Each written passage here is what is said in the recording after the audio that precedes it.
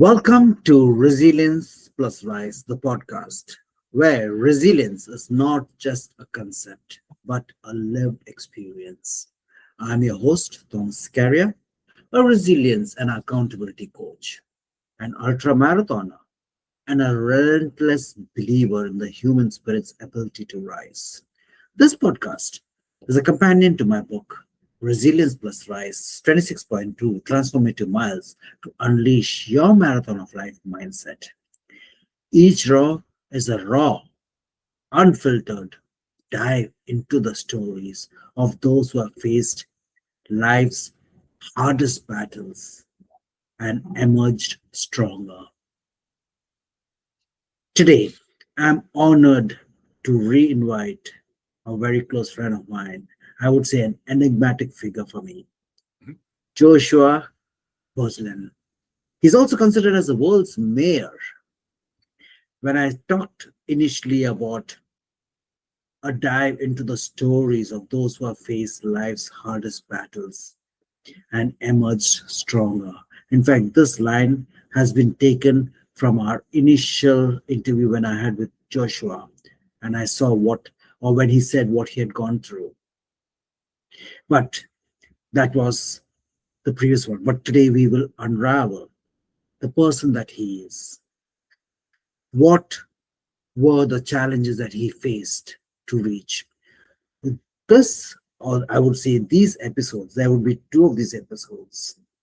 The first we will be facing about what has gone through, and next, currently, as he's been working very determinedly to be a legacy architect. That means he's a omni-media producer. He's yes, an award-winning one, an international best-selling author, and of course a storyteller. Mhm. He believes that when we empower others to rise, we all ascend. So, without wasting much time, Joshua, welcome to Resilience Plus Rise, the podcast. Man, I feel that all in my bones. I've got chills and we're just starting. Thank you so much for having me again. Thank you. As I started initially when we had our talk before this conversation, and as I mentioned, is that it's an honor. It's it's a lot of us, we say that we have gone through challenges. Yes, challenges come in different ways. But when I have when I heard about your challenges, etc., it was like, whoa, that's quite to handle. So, for the people who may not know about you, Oh, Joshua, if you could take us through what has happened to becoming who you are at this point, the floor is yours. oh my gosh. Okay, I'm going to try to keep this short because it's wild. I mean, I shared a little bit in our last interview talking about kind of the context or the content that was in my first book, The Devil Inside Me, which is my personal testimony. Um, but I have a whole new book to write for the Okay. follow-up. It's amazing because after surrendering my life, and the initial part of my life was clouded in every type of abuse that you can imagine. Um, I in mental illness that was undiagnosed and untreated and unknown. On top of that, I was a chemsex addict for 20 years, which is, for those that don't know, please don't Google the term. I mean, you can, but don't do it with children around. It's basically drugs and sex combined. And I won't go into details because it gets pretty awful.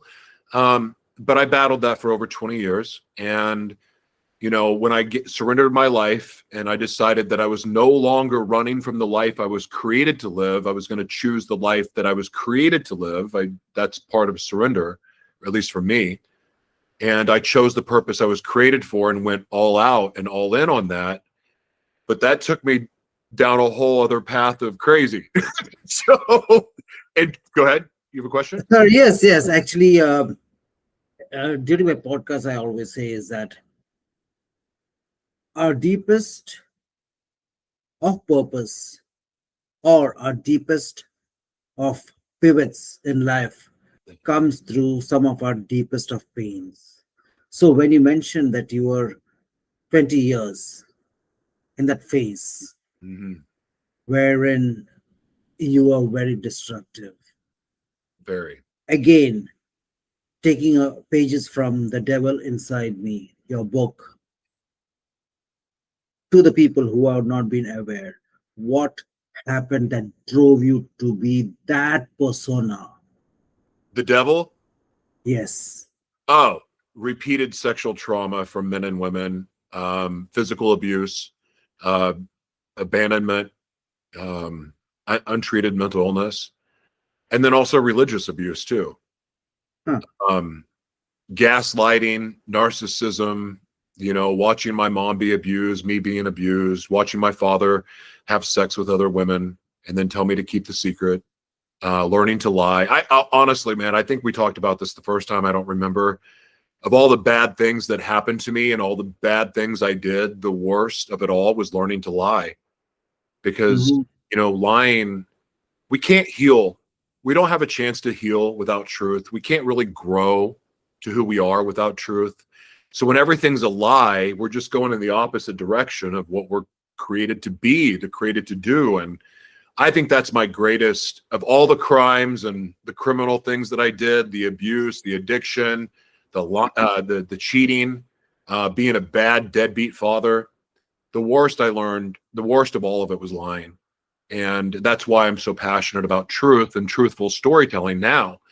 And, I was sharing before we got into the devil inside me part, when I started I was an evangelist, and, I learned a different type of abuse. And when I was working in the church, and I'm not going to knock religion at all, but there was a different level of trying to be the light. I trying to be such a bright light and so full of the Holy Spirit, so godly, that I almost became evil. Or Hmm. actually, I think there was a darker con. I didn't know what I was doing was wrong. I didn't know. What I'm getting at is this: I was teaching what I was taught.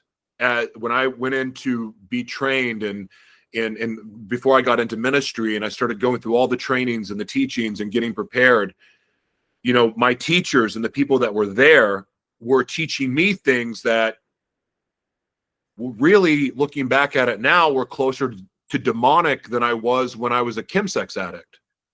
Because Oh. a lot of evil is done in the name of good that hurts people, that persecutes people. And I did that. So like the pendulum over here for evil, then I swung it over here trying to be good. But the truth is I was out of center and out of touch with who I was created to be, even in that. And through learning and unlearning, a lot of unlearning, the pendulum swung to the middle, and I got to this place of, I'm still a man of God, very much so. I still serve God full time. I still serve my purpose that God created me full time. But as far as my relationship with the Creator and the way that I discuss it, it's much, much different than I was an evangelist, because now my relationship is more personal. And where that really came into play was with when the Tremors started. Like, I already had a personal relationship, but when I was forced to live in isolation because of these frequency induced tremors I have, being around people is hard. Even being on this Google Meet is hard, because I can feel the technology, but I can also feel you. I can feel people's hurt through a screen. When I'm 100 yards away, I can feel them in my body. And then, of course, if my cell phone goes off, it's like electricity in my body. So I have to spend so much time isolated. And for someone who's very social, I mean, my goodness, I'm the world's mayor. I'm a man of the people. So being locked in this room, essentially, 95% of the day, not locked, I can leave, but like, it's for my safety. It's the only chance I have of preserving the energy, because every lightning strike in my body, so to speak, feels like lightning in my body. So it's draining. So anyway, but even with dealing with this monster, like what this forced me to do was go more inward and truly, truly developed a relationship with God that became way more personal. And in that personal relationship, I discovered that preaching at people was not the way to get things done, because I don't want to alienate anyone. God created me to serve my fellow man, not my fellow religion or my fellow belief system. And so by sharing my opinions, I isolate myself even further because I don't believe like other people. I don't align politically. I'm politically agnostic. So I don't share a lot of views that people that follow the news feeds and the media. Like, I believe completely differently. So, but that's okay. And I'm okay with people believing differently than me, because that's not going to keep me from serving and keep me from doing what I love to do and who I do it for. So anyway, I don't, I kind of faded off into something else, but that's kind of where I'm at right now with everything. And, you know, and at the same time, in that personal relationship is where I found joy and where I learned to appreciate suffering in a way that I couldn't have before. And I'm grateful for that. Wow, Joshua, when you mentioned about that, and we tend to forget, we try to strive towards so many different elements about creating a whole new world. But the fundamentals, as it's said in the Holy Book, is that truth shall set you free. We forget that. And that's the fundamental truth. It is. You know, have you ever read the Gospel of Thomas, its version of that? Yes, no, I've browsed through it, but I would say not say that. The expanded part of the verse that in this Gospel of Thomas is sayings of Jesus, allegedly.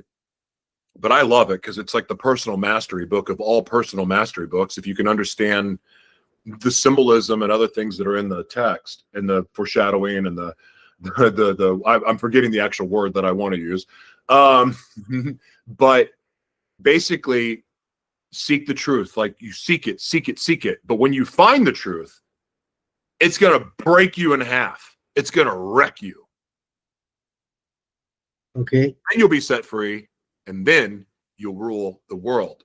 And it reminds me of the saying, I've heard it many times. T.D. Jakes has said it a bunch, and this is where I first heard it, but I've heard others say it too. The blessing is in the breaking. And, you know, if you think about the blessing is in the breaking, and you think about truth, and the truth is a blessing. You know why? Because the truth, well, it obviously, it'll set you free. It feels good, but it sets your captives free. So when I was a cheater and a narcissist and an abuser, and I was all those things, I had people in my life keeping my secrets. And with me not sharing that secret and confessing, like, I'm confessing all these other things I did, but I'm keeping those things a secret. Okay. At that time, I'm keeping HIV a secret. Like, I mean, people knew and my partners knew, but I'm saying, like, as far as public, I was hiding that. And so, but that meant the people in my life were held captive by my secret because they don't want to be the one to tell my secret. So they're held in prison. So when I confess and I told the truth and I told my full story, it hurt people. It hurt. But then they got clarity. Then they knew truth. Then they knew it wasn't their fault. So now they're free of the burden of the secret. So now they can talk openly about it. Now they have a chance to heal too. That's why truth matters. There's layers to it. And I had another point, but we'll move on. Sure. You can continue. We have got the time. So if you got something which is there in your mind, there's a reason why I say is that thoughts do come in your mind because it needs to be heard at some point of time. So what was that thought? Oh, about it breaking. All right, I got it now. So, but also the truth is painful, right? And it'll break you. But then you have a chance to heal. What is this? No, it's not Nagomi. I got this book the other day. I haven't started reading it yet. But you know the pottery, the Japanese pottery, that they break it and then they put it back together. I forgot. In Suzuki. Yes. Okay. Yeah. That. Like, I think about that when I think the blessings and the breaking. Think about how beautiful those pots are. Now, there's much more to it than that. It's stronger. It's, you know, there's all the metaphors in the world to use describing that. But that's what truth does to people. And what I believe, like this whole notion of changing the world, we all have the ability to change the world. We all do. But it may not be us that's physically going out and changing everything. But when we share our story, we share our truthful story. This is why I'm passionate about storytelling, truthful storytelling. Not only is it an economic development system, but the other side of it is the healing. So when you think about the stories of what people really like. When we in Hollywood, you know, the way that they depict movies of what happens in India and what happens in Africa and what happens in other parts of the world, there's an agenda behind it. Mhm. Like, we're not getting the truth of what really happens in Africa and India and other places because the stories have been whitewashed to Hollywood them up to make them interesting. That's not the truth. Did some of those films move me and make me cry? Sure. But they weren't true. They weren't true. Right now, the world has an opportunity. Like I want to change the world. Well, start with your own home first. Start with your own community first. But telling the truth and sharing your story has a ripple effect. Not only will truth attract your tribe and truth will set people free, but think what will happen. Like right now, the media has pitted everyone against each other because Yes. you have infighting within. So we were all put in these boxes over the last 5 years, and we have been put in boxes for a long time. But the last 5 years has been really, really, really bad. Well, it's worse now because those boxes now have boxes inside the boxes, which causes more division and more separation. All stoked by the media, all stoked by propaganda. And anyone who wants to argue this, have fun. I would win any day. Okay, because I can prove it. Anyway, my point is this. It's been weaponized against us, so none of us know what's true, and all we're doing is getting on this hamster wheel of opinions and sharing things that we saw in our news feed and regurgitating it instead of taking the time to break it down. We believe the propaganda that comes from our media. I'm not going to go into details because I don't want to make too many people mad this morning or today, but I want to say this. With storytelling, what it does is it removes opinion out of the algorithm and puts a story there. Now, because you're not going along with what the algorithm may want, you may not get all the love and attention because you didn't stoke the fires. However, what will happen is the one or two people that watch, maybe more, that check out your story, you may impact them. And then when you impact them, maybe they get the courage to go share their story. And so now you have two people that are sharing their stories in the news feed, but that's two negative things taken out of it. There's a ripple effect. Little by little, we can start chipping away at the negativity because we're no longer throwing opinions out. We're sharing the truth of our story.